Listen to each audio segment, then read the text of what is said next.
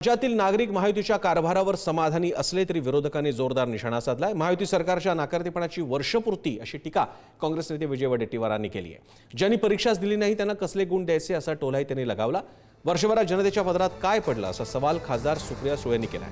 महायुती सरकार हे एकमेकांचे पाय ओढणारं सरकार असल्याची टीका खासदार अरविंद सावंत यांनी केली।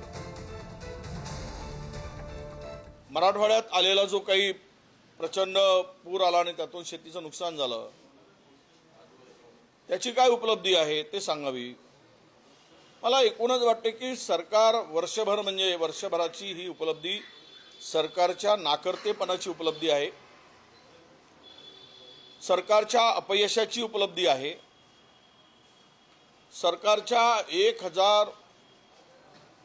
सरकारच्या दरवर्षी होणाऱ्या 1000 शेतकऱ्यांच्या आत्महत्यांची उपलब्धी आहे।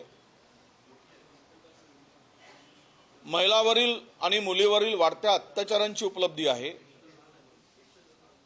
जमिनींच्या घोटाळ्याची उपलब्धी आहे।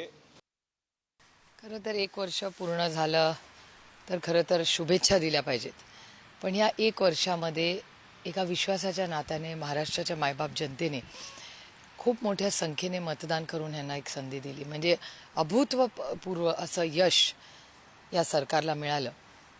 पण 1 वर्षामध्ये एवढं मोठं यश मिळाल्यानंतर खरंच मायबाप जनतेच्या पदरात काय पडलं का, तर खरंच नाही पडलं। ज्या पद्धतीने सरसकट कर्जमाफी करू असं हे सरकार म्हणलं होतं, एवढी मोठी अतिवृष्टी झाली तरी सरकारने काहीही मदत केली नाही।